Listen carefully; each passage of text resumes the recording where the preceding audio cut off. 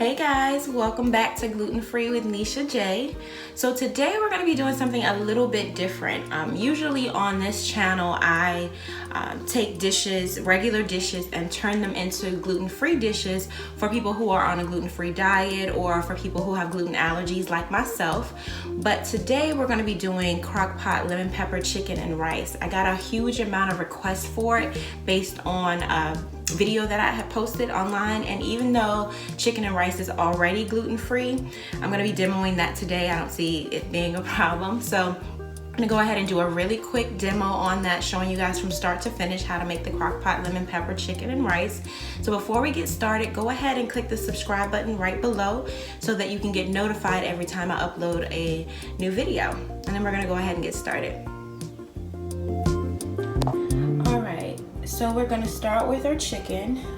It's ready to go. It's already been washed. And I know they have this new thing they're saying now, don't wash your chicken, but I think that's just weird. So I will forever wash my chicken.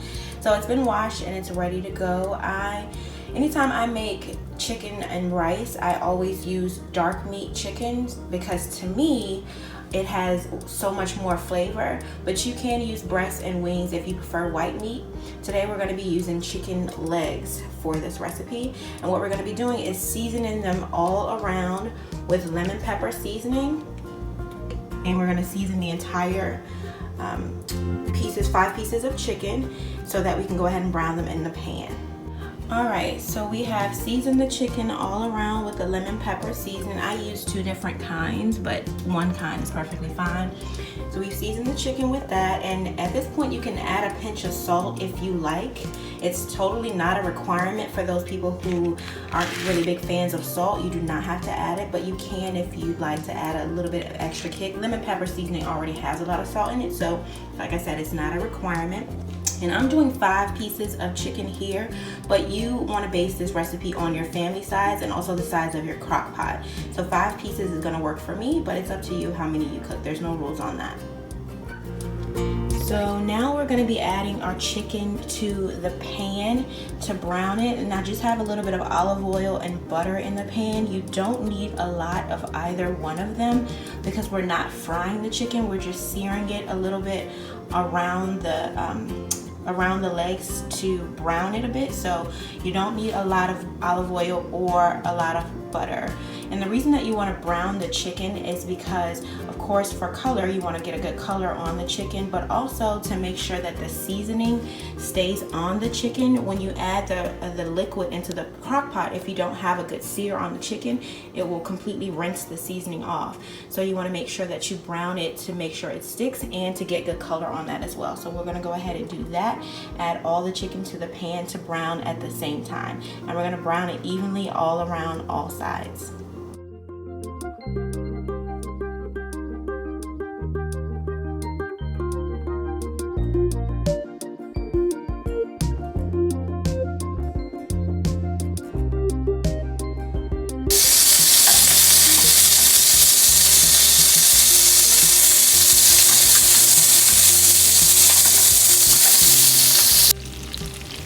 Okay guys, so now that our chicken has browned all around beautifully, we're going to go ahead and add our chicken to our already hot crock pot with about a half a stick of butter and a bunch of chicken broth. And the reason that you want to make sure that your crock pot is already hot before you add the chicken is because if the crock pot is cold, then the chicken will get soggy again and all the seasoning will come off. So you want to heat your crock pot about a half an hour before you start cooking, and then that'll be perfect. So we're going to go ahead and add the chicken now. Now we've added all of our chicken to the hot crock pot with our butter and our chicken broth, and you don't need to completely cover it with broth because dark meat chicken makes its own liquid. So this is perfectly fine to do it about halfway, and we're going to add a little bit more when we add the rice. So for now we're going to cover it and simmer it for about an hour and a half until the chicken starts to fall off the bone. That's exactly what we're looking for. So I'm going to close this and then we're going to come back in a few and it should be looking great.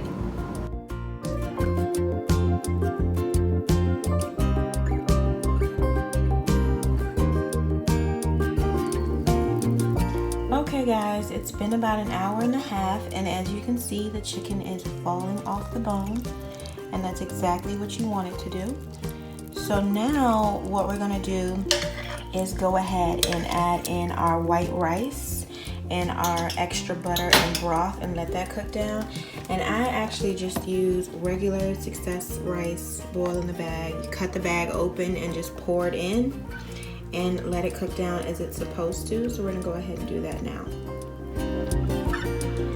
Now I've just taken a fork and removed most of the chicken from the bones, and if you want, at this point you can go ahead and take the bones out of the pot.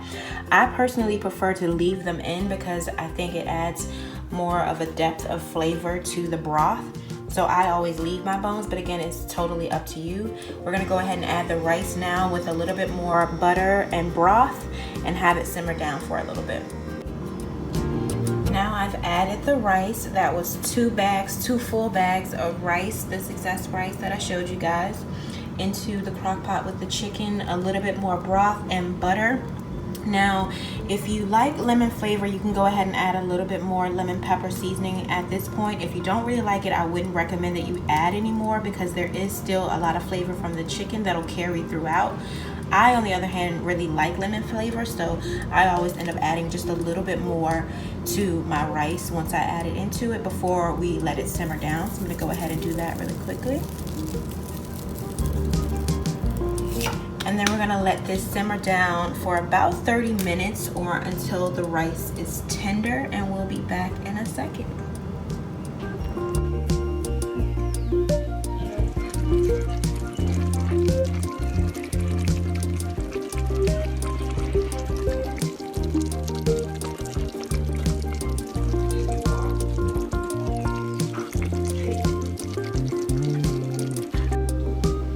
I know this was a really quick and simple recipe, so I hope you guys enjoyed it. And if you decide to give the dish a try, go ahead and leave me a comment to let me know how it worked out for you. And also don't forget to press the like button and subscribe down below the video so that you can get a notification every time I upload a new demo. And I can't wait to have you guys back here for gluten-free, homemade, the Nisha way.